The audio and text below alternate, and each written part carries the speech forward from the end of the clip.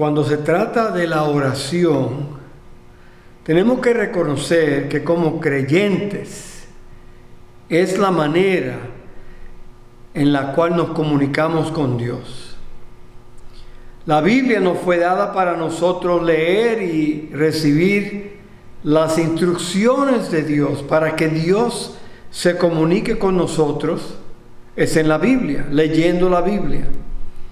Pero nosotros nos comunicamos con Dios a través de la oración.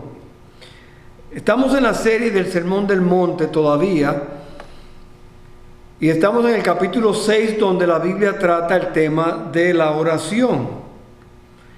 Cuando la Biblia dice: cuando ores, no seas como los hipócritas, porque ellos aman el orar en pie, en las sinagogas y en las esquinas de las calles, para ser vistos de los hombres. De cierto os digo que ya tienen su recompensa. Mas tú, cuando ores, entra en tu aposento y cerrada la puerta, ora a tu Padre que está en secreto. Y tu Padre que ve en lo secreto te recompensará en público. Y orando no uses vanas repeticiones como los gentiles, que piensan que por su palabrería serán oídos. No os hagáis pues semejantes a ellos, porque vuestro Padre sabe de qué cosas tenéis necesidad antes que vosotros le pidáis. Vosotros pues oraréis así: Padre nuestro que estás en los cielos, santificado sea tu nombre, venga tu reino, hágase tu voluntad como en el cielo, así también en la tierra. El pan nuestro de cada día, dánoslo hoy, y perdónanos nuestras deudas, como también nosotros perdonamos a nuestros deudores. Y no nos metas en tentación, mas líbranos del mal. Porque tuyo es el reino, el poder y la gloria por todos los siglos. Amén. Es interesante en la Biblia que solamente una vez los discípulos le piden a Jesús que le enseñe algo. Los discípulos le dijeron en Lucas 11, versículo 1, Señor, enséñanos a orar. ¿No creen que es interesante que ellos nos dijeron: Señor, enséñanos a predicar? Señor, enséñanos a hacer milagros.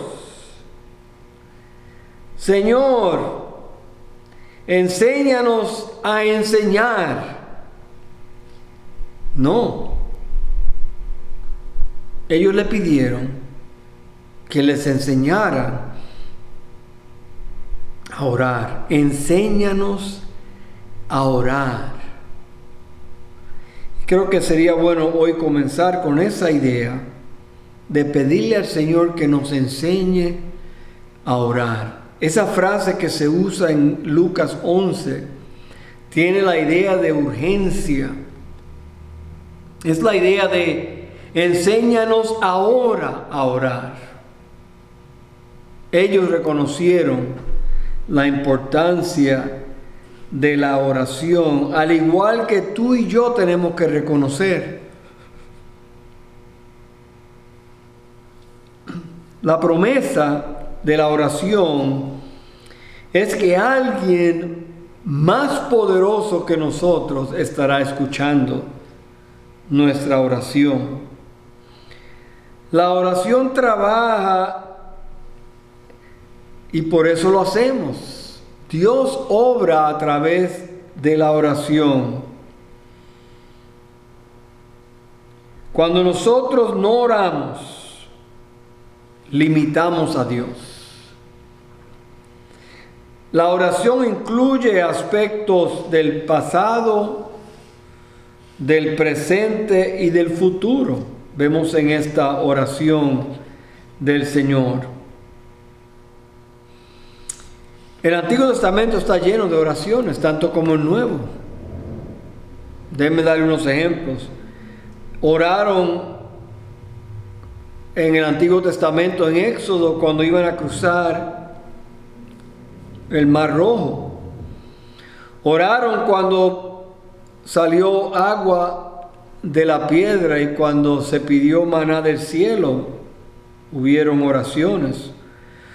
Josué oró cuando el sol se detuvo. En el monte Carmelo, con los profetas de Baal y Elías, hubo oración. Fue la oración que venció los ejércitos en el Antiguo Testamento y que sanó los enfermos. Fue la oración que levantó los muertos en el Antiguo Testamento. En el Nuevo Testamento, la oración es la manera en que derrotamos al enemigo. La oración es la manera en que las almas son salvadas. La oración es la manera en que adquirimos sabiduría. La oración es la manera en que uno que se aparta es restaurado. La oración es la manera en que nosotros pedimos obreros para el campo misionero. La oración es como se sana el enfermo. La oración en el Nuevo Testamento es como hacemos lo imposible. Es a través de la oración. Y tenemos que aclarar algunas cosas porque hay requisitos para una oración eficaz, efectiva. Por ejemplo, la Biblia dice que tenemos que tener una relación con Dios. Es obvio en el pasaje porque estamos orándole al Padre. Y si Él es nuestro Padre, entonces hijos pueden orar. La Biblia dice en Juan 9:31, y sabemos que Dios no oye a los pecadores, pero si alguno es temeroso de Dios y hace su voluntad, a ese oye. Noten, hay dos cosas aquí: temeroso de Dios y obedece a Dios, hace su voluntad. Es similar al versículo en Proverbios 28:9. El que aparta su oído para no oír la ley, su oración también es abominable. En otras palabras, hay que tener una relación con Dios, hay que vivir una vida de obediencia a Dios. Y debe ser una práctica. Dice, y cuando ores, dice el versículo 5, y cuando ores, se asume que uno lo va a hacer. Entonces la Biblia nos da esos requisitos, pero también hay una práctica para la oración inefectiva. La Biblia dice aquí que no debemos de orar como los hipócritas y los fariseos. Y él menciona diferentes cosas aquí, como oraciones memorizadas o quizás oraciones rituales. Y hay personas que así oran. Quizás recetas prescritas o recetadas. Por ejemplo, hay oraciones para luz, hay oraciones para oscuridad, hay oraciones para fuego, para lluvia, para una nueva luna, oraciones para viajar, oraciones para buenas noticias, para malas noticias. Hay hasta santos para estas cosas que le pedimos a esos santos, o le piden a esos santos para una oración específica, para una petición específica. Por ejemplo, para viajar, San Cristóbal es el santo patrón del viaje.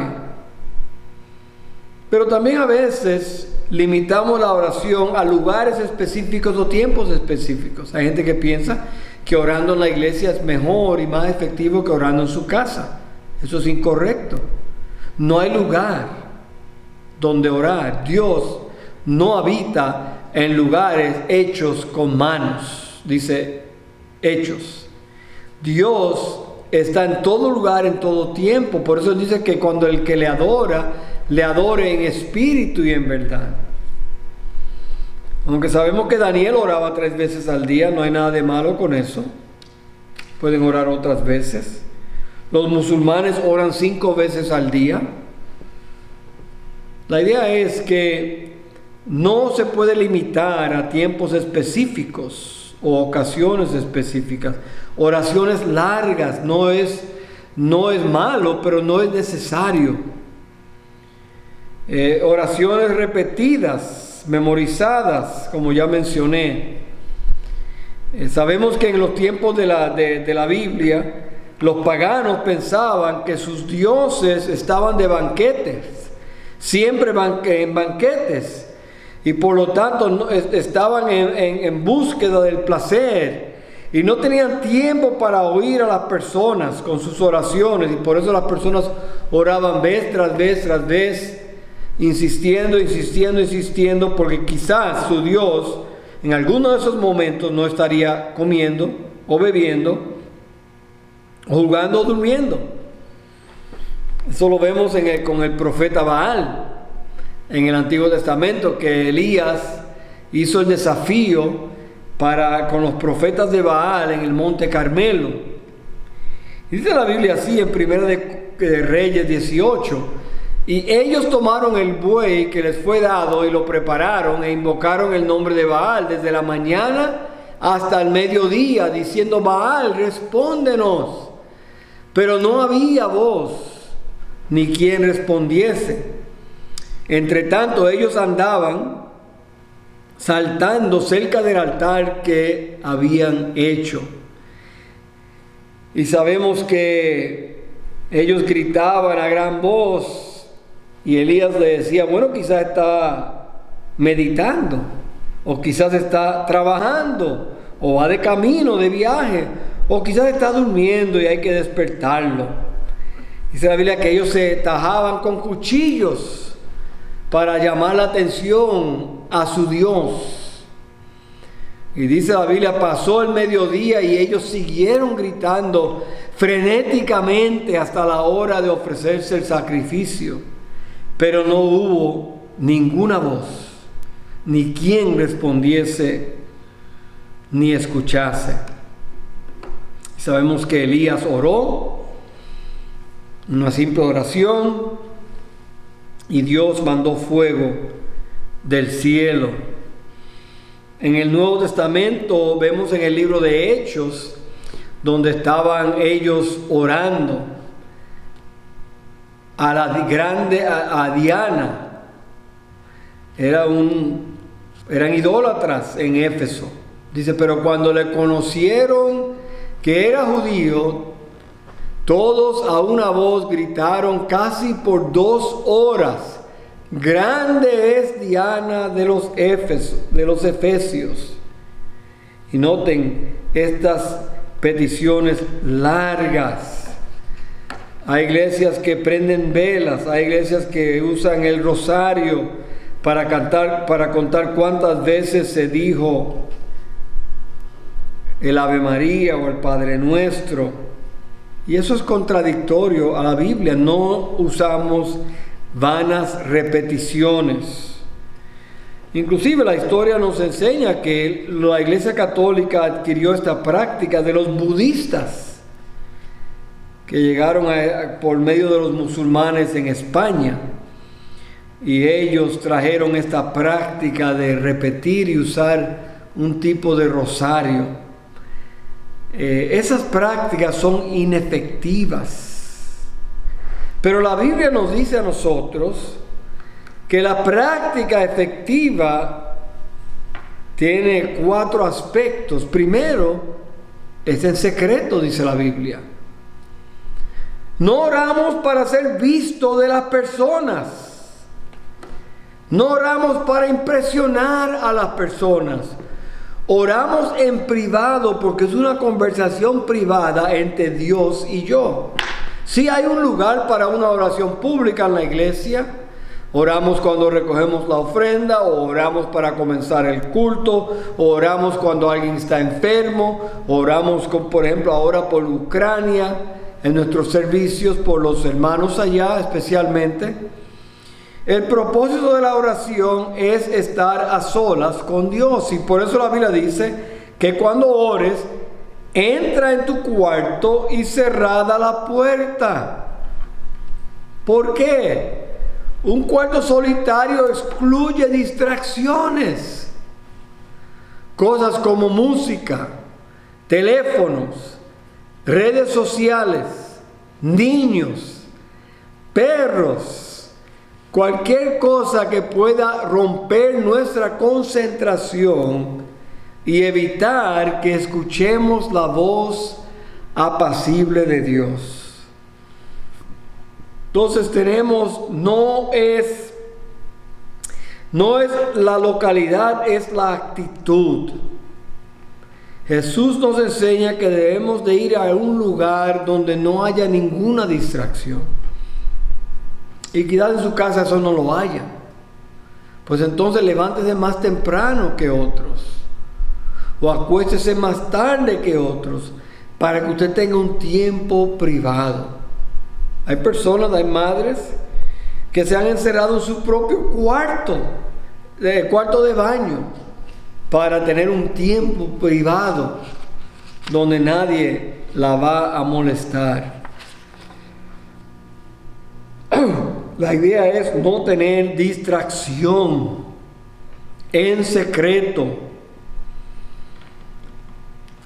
Y debe ser sincero realmente. Sincero. No tratando de impresionar a otros, pero tampoco tratando de impresionar a Dios. Cada palabra es importante cuando usted ora. Piense en lo que está diciendo, no repita, no llene un vacío con una palabra repetida inconscientemente. Me recuerdo una persona que yo conocía, que oraba siempre, y Padre de la Gloria, y cada rato era Padre de la Gloria, Padre de la Gloria, Padre de la Gloria. Y era como para llenar el vacío, mientras él pensaba en lo que iba a decir próximo, decía Padre de la Gloria. Y otras frases que usamos a veces repetidas innecesariamente.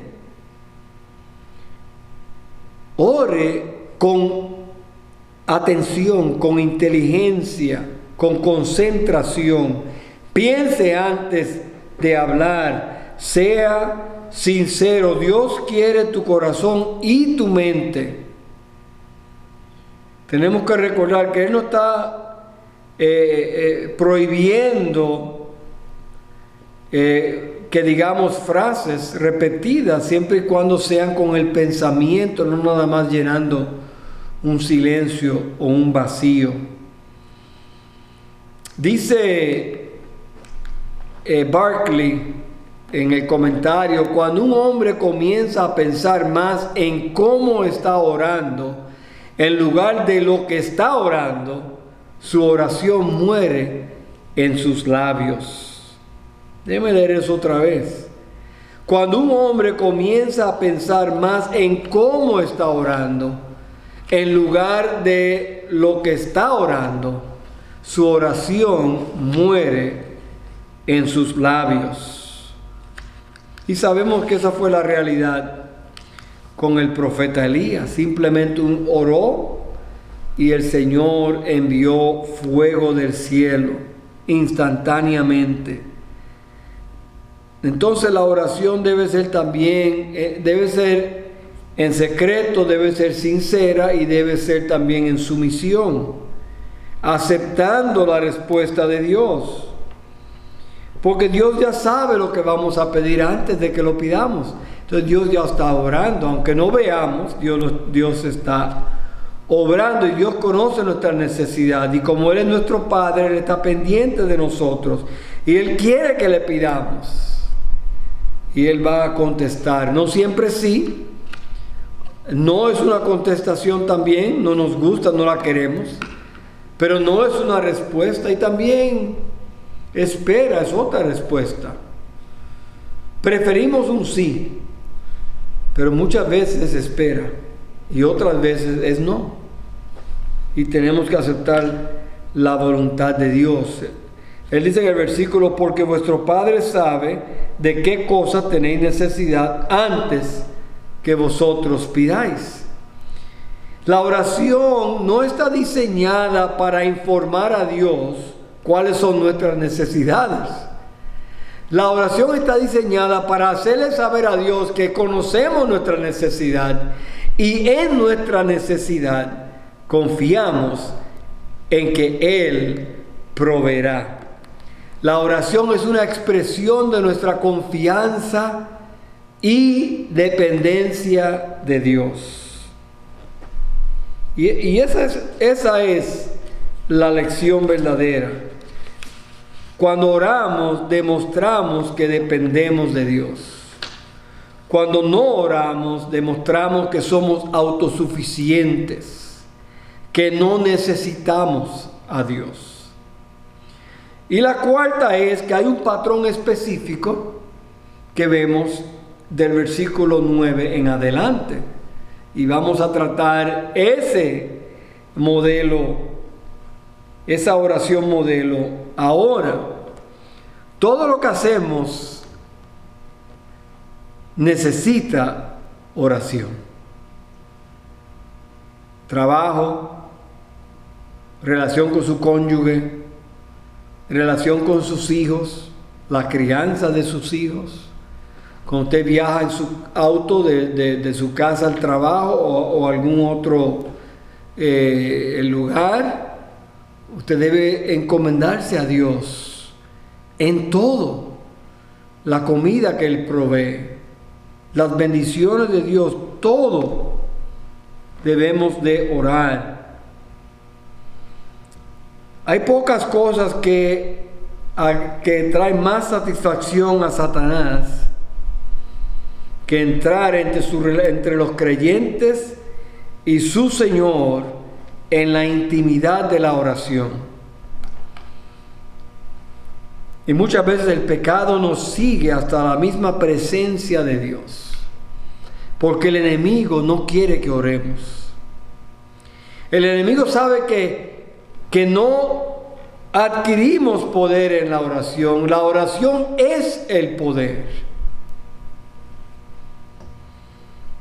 En la oración modelo, le llamamos el Padre Nuestro, le llamamos la oración de Jesús. En realidad es la oración de los discípulos, porque Él está diciendo a ellos que oren así.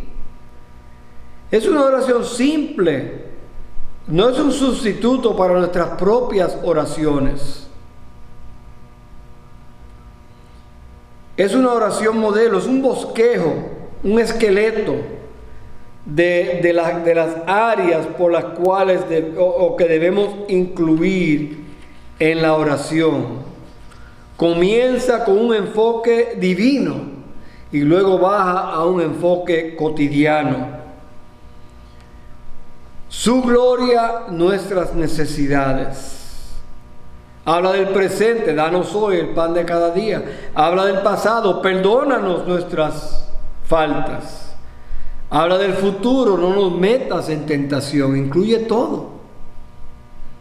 El cristiano tiene que orar así. Martín Lutero lo expresó una vez de esta manera: así como el negocio del sastre es hacer ropa y el negocio del zapatero es hacer zapatos, así el negocio del cristiano es orar, dice Martín Lutero. Y yo conozco muy pocas personas que pueden decir que su vida de oración está bien. La mayoría de las personas piensan que necesitan mejorar su vida de oración. Usted y yo necesitamos mejorar nuestra vida de oración. No venimos a la oración simplemente para tratar de impresionar a Dios porque somos sinceros. Venimos a Dios a base de nuestra redención. Somos sus hijos. Por eso Él dice, cuando ores, vosotros pues oraréis así: Padre nuestro que estás en los cielos. Abba, Padre, dice la Biblia varias veces. Jesús habló, la palabra Abba es arameo, que significa Padre. Enseña una relación tierna con Dios, un término que expresaba afecto y confianza, un término que realmente significa una relación cercana e íntima de un padre a su hijo.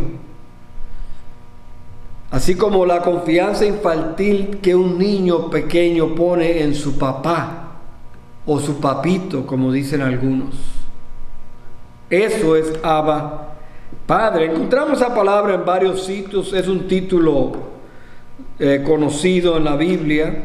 Lo vemos en el Antiguo Testamento, el término Padre, 14 veces, pero se refiere al Padre de la nación. Ningún judío se atrevía a usar esa frase llamándole a Dios Padre. Los musulmanes no lo usan, por ejemplo, ni los judíos. Pero en el Nuevo Testamento aparece unas 275 veces. Se refiere a Dios Padre como nuestro Padre. Los discípulos, cuando escucharon eso del Señor, tenían que estar atónitos, sorprendidos. Pero la idea es que nos da ese acceso, esa confianza a Dios. Por eso dice el libro de Romanos 8:15, pues no habéis recibido el espíritu de esclavitud para estar otra vez en temor, sino que habéis recibido el espíritu de adopción. Hemos sido adoptados, hijos, por el cual clamamos, Abba, Padre. Gálatas 4:6, y por cuanto sois hijos, Dios envió a vuestros corazones el espíritu de su Hijo, el cual clama, Abba, Padre. Y aparece las dos veces, arameo y hebreo, o arameo y griego en el Nuevo Testamento. ¿Por qué? Para dar el énfasis de que Él es mi Padre. Y Él me ama como un padre a un niño. Y Él provee para mis necesidades. Cuando uno tiene un buen padre, no tiene temor. Cuando uno tiene un buen padre, no tiene ansiedad. Cuando uno tiene un buen padre, no hay soledad. Cuando uno tiene un buen padre, no hay egoísmo. Solo necesitamos someternos en obediencia a nuestro Padre.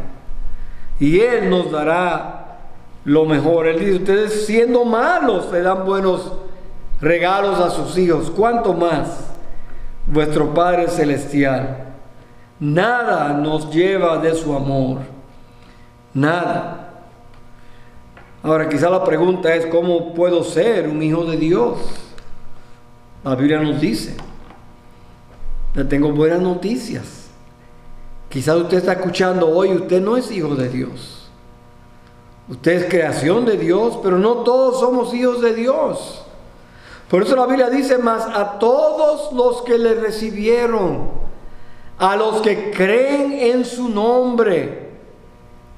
Noten, le recibieron, creen en su nombre, les dio potestad de ser hechos hijos de Dios. No nacemos hijos de Dios. Nos podemos hacer hijos de Dios recibiéndole y creyendo en Él. Si usted no conoce a Cristo como su Salvador personal, usted no es hijo de Dios. Y le invitamos hoy que usted reciba a Cristo, que usted crea en su nombre. Y cuando usted tome esa decisión, usted ahora es hecho hijo de Dios.